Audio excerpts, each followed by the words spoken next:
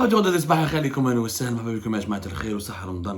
que ça se passe bien pour vous, j'espère que vous allez bien commencer cette journée du 1er avril, journée propice au poisson d'avril, mais ce que je vais vous raconter aujourd'hui sera toujours du sérieux et du concret, et je vais éviter de vous faire du poisson d'avril, ou là quelques poissons d'avril, parce que l'actualité algérienne en elle-même, franchement l'actualité algérienne en elle-même est un poisson d'avril. Je La justice algérienne, quand je vous disais qu'elle n'est prise, elle n'est jamais, elle n'est prise au sérieux nulle part au monde. Nulle part au monde, la justice algérienne est prise au sérieux. La plus grande catastrophe depuis le début du Hirak, depuis le début de la crise politique de 2019 jusqu'à aujourd'hui 2023, jusqu'à ce 1er avril 2023, la plus grande catastrophe actuellement en Algérie, c'est la situation et l'état de la justice. La justice algérienne a perdu toute crédibilité. Je dis bien, elle a perdu toute crédibilité. Mais à quelle crédibilité? Même les États les plus en faillite, les plus déstructurés, ne lui donnent pas du crédit. Pourquoi? Parce que les verdicts de la justice algérienne, ses processus de fonctionnement, la manière avec laquelle elle conduit les affaires criminelles ou les affaires judiciaires, c'est tout simplement de l'arbitraire politique. Et la justice algérienne, contrairement à d'autres systèmes dictatoriaux sophistiqués, elle ne fait même pas semblant de faire du droit. Elle ne fait même pas semblant de respecter certaines normes minimales du droit. C'est une justice politisée, justice de téléphone. Les verdicts sont taillés sur mesure, les affaires judiciaires, les inculpations sont taillées sur mesure. Tout est du sur mesure selon les communications, les instructions téléphoniques des dirigeants politiques et militaires. En soi, la justice est devenue un instrument de vengeance, de règlement de compte, une arme qu'on utilise pour frapper, neutraliser, affaiblir, saboter quelqu'un, une personnalité ou là, un groupe qui dérange le régime algérien. Mais c'est fait de façon tellement flagrante que même la communauté internationale aujourd'hui, elle est mal à l'aise et elle ne peut même pas traiter avec sérieux, ou elle ne peut même pas prendre au sérieux les réclamations et les demandes qui sont envoyées par le système judiciaire algérien. La preuve, le Venezuela. بزاف les Algériens اسمعوا بالفنزويلا. Le Venezuela, un pays, كنقولوا بالعربية غني عن كل تعريف. Presque 30 millions d'habitants, pétrolier comme l'Algérie, parmi les 3 grandes réserves de pétrole du monde, y compris le pétrole de schiste. Le Venezuela, c'est aujourd'hui l'un des pays les plus pauvres du monde. Et bien même le Venezuela, qui est pourtant un allié historique de l'Algérie, de l'époque de Chavez, Hugo Chavez, de l'époque du régime Bouteflika, il y avait des rapports très cordiaux, très amicaux, très solides. Et pourtant, et aujourd'hui encore, Maduro a été à Alger récemment. L'actuel président Nicolas Maduro est venu à Alger en 2022, si je ne me trompe pas. Non, c'était décembre, voilà, pardonnez-moi, c'était fin décembre 2021. La dernière visite, avant cela, Nicolas Maduro est venu à Alger le 10 septembre 2017. Deuxième voyage, 2021. 24 décembre 2021, il a été accueilli par Tebboune et les relations algéro-vénézuéliennes ont été promues et présentées comme étant un partenariat historique, ce qui est vrai. Il y a une proximité idéologique, historique et culturelle entre Venezuela et l'Algérie, 2 pays importants de la rive sud de la planète, parmi les pays les plus importants dans le mouvement des non-alignés et parmi les pays les plus importants partisans de la 3e voie, la voie des pays du Sud, pour la construction d'un monde multipolaire qui ne soit pas uniquement dominé par les puissances occidentales ou là par la Chine et les puissances asiatiques. Alors, l'histoire, c'est pas la peine de perdre du temps et de refaire l'histoire de nos bonnes relations avec le Venezuela. Le Venezuela aujourd'hui a refusé d'extrader l'une des personnalités algériennes qui est recherchée par l'Algérie pour corruption et blanchiment d'argent. Il s'agit du fils de Jamal Ould Abbas. Jamal Ould Abbas, l'ex-ministre de la Solidarité nationale, l'un des symboles du régime de Bouteflika, un homme âgé de presque 90 ans aujourd'hui. Je pense qu'il a dépassé 90 ans aujourd'hui, Ould Abbas. Grande carrière au service du régime de Bouteflika. Il a fait toute sa vie, il a donné toute sa vie au Nizam Jazaïri à Bouteflika. Il était très connu par sa chita, par sa déclaration stupide, par ses mensonges éhontés, etc. Il a 89 ans aujourd'hui, Jamal Ould Abbas. D'ailleurs, il est en prison, là où il est en prison, Tal Harash. Je ne sais pas s'il a été transféré, en tout cas en 2019, lorsqu'il a été placé en détention. En 2020, en 2021, il a commencé à avoir une crise de sénilité. Je dis bien qu'il a commencé à avoir une crise de sénilité. Jamal Ould Abbas, il est cité dans une affaire, mais Bahadine Tliba, l'ex-homme d'affaires et député de Annaba, avec deux de ses enfants, واحد اسمه اسكندر وواحد اسمه الوافي.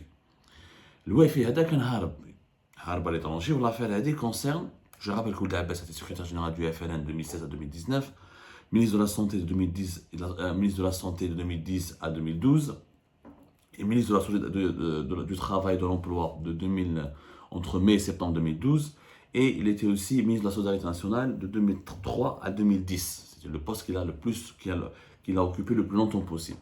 L'un des amis partisans du régime de Bouteflika, et malheureusement il s'était fait connaître par ses déclarations. Rappelez-vous, Jamal Ould Abbas, dithyrambique, qu'il a voulu transformer Bouteflika en un dieu vivant, ou qu'on dire le chita, un art de dresser des lauriers à Bouteflika, mais de manière totalement immorale. Et le cadre ou la poésie autour de Bouteflika, ça nous rappelle certaines pratiques moyenâgeuses de la servilité moyenâgeuse. Jamal Ould Abbas et de ses enfants sont impliqués dans une affaire de corruption concernant les élections législatives de 2017. C'est lui, Jamal Ould Abbas, qui était patron du FLN, et lui, ses enfants et lui ont été accusés par Bahadine Tleba d'avoir pris des pots de vin pour inscrire certaines personnalités, certains businessmen sur les listes électorales du FLN. منهم بهدين طليبة, عبد الملك صحراوي, l'oligarque Tamaskar qui est en prison en ce moment. Parmi les accusés, donc Jamal Ould Abbas et un de ses enfants, Skandar, a été arrêté. Il y avait le deuxième, Adel Wafi, qui était en fuite. Il y a le Wafi, Walid Fouad, Ould Abbas. Il a été arrêté à Caracas, à l'aéroport international de Caracas, au Venezuela, capitale du Venezuela, le 8 juin 2021, en vertu d'un mandat d'arrêt international qui a été délivré par la justice algérienne le 20 janvier 2020. Il devait prendre un avion pour partir en Turquie. Les services de sécurité, la police aux frontières du Venezuela l'a arrêté. Et il se trouve que l'Algérie a demandé son extradition depuis cette date-là, depuis 2021. Et le Venezuela a refusé d'extrader le fils de Jamal Ould Abbas, à savoir Louafi Fouad Bachir Ould Abbas. Qu'est-ce qui s'est passé? D'abord, la presse algérienne, les gens ont raconté tout et n'importe quoi. À l'époque, en été 2021, Ould Abbas, il avait pris un surnom, Blanco, etc. Ce qui est totalement faux. Louafi Fouad Bachir Ould Abbas a la double nationalité, vénézuélienne et algérienne. Pourquoi? Parce que sa mère, elle était vénézuélienne. Sa mère, elle s'appelait Blanco Maria del Rosario. Et donc, il a pris le nom de sa mère. Donc, il a les papiers du Venezuela. Il s'appelait, officiellement, quand il a été arrêté, son nom correct, c'est Louafi Fouad Bachir Ould Abbas Jamal Ould Abbas Blanco. Et il a gardé le nom de sa mère. Que la justice au Venezuela a reçu le dossier judiciaire, de la justice algérienne, elle a totalement refusé de l'extrader. D'abord, il n'a même pas été placé en détention. Le fils de Ould Abbas n'a pas été placé en détention comme son père et son autre frère à Alger. Il a été mis sous contrôle judiciaire. Et la justice du Venezuela a demandé tout le dossier judiciaire de l'Ouafi, le fils de Ould Abbas, et elle a expliqué à la justice algérienne qu'elle ne peut pas l'extrader, mais qu'elle s'est engagée à le juger sur place selon les lois vénézuéliennes, puisque la corruption et le blanchiment d'argent sont punis par la loi vénézuélienne.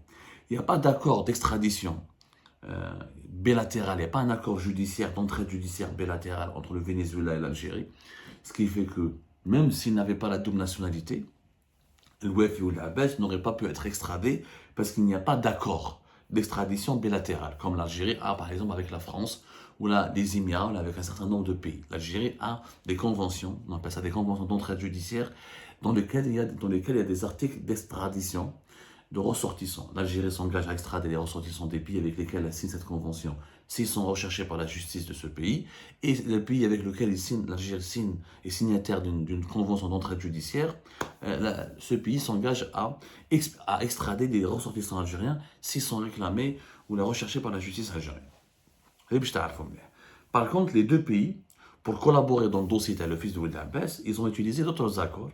Il s'agit de la Convention des Nations Unies contre la criminalité transnationale et de la Convention des Nations Unies contre la corruption, que les deux pays ont ratifié. Donc le Venezuela et l'Algérie se sont engagés au niveau mondial à lutter contre la corruption et la criminalité transnationale, et de ce fait-là, de facto, ils se sont obligés de coopérer ensemble.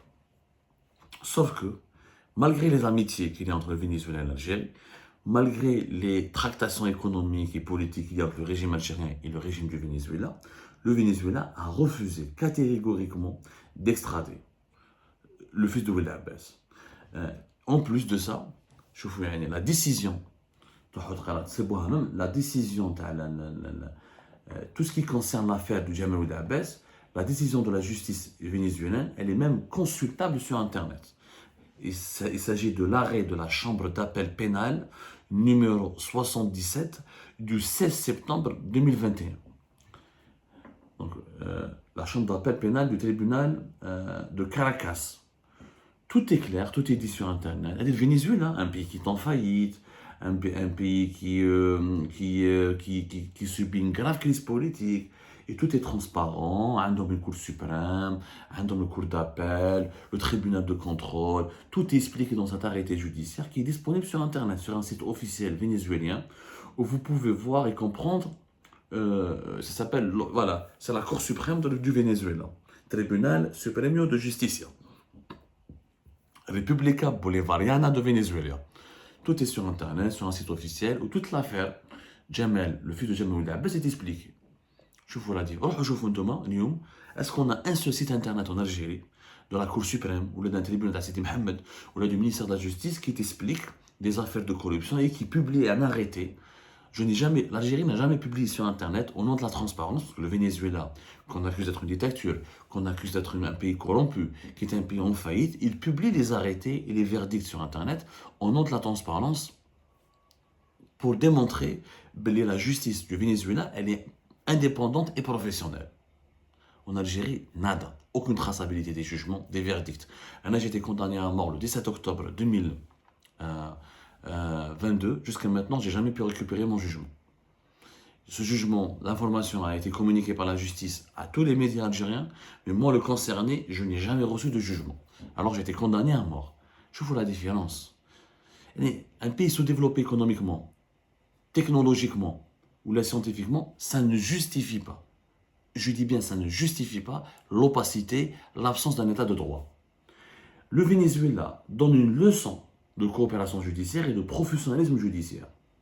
Donc, l'article 6 du code pénal vénézuélien dit que l'extradition d'un Vénézuélien ne peut en aucun cas être accordée.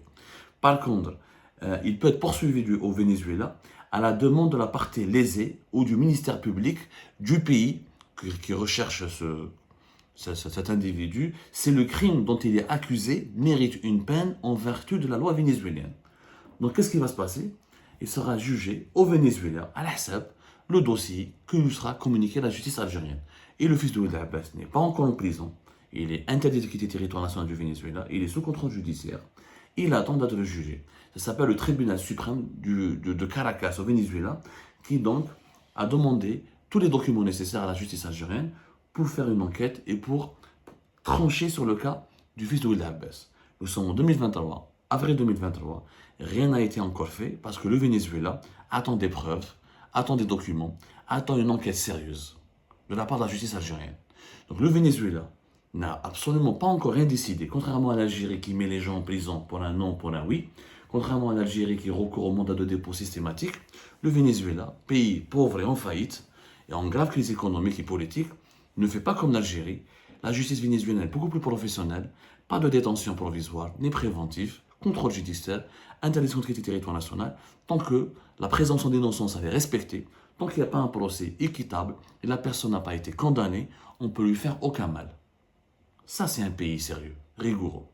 Et pourtant, le Venezuela, c'est aujourd'hui l'un des pays les plus déstructurés et désorganisés de la planète. Sa richesse nationale a chuté de 80% depuis 2013. L'inflation au Venezuela, elle a augmenté de 500% par an. 500% par an.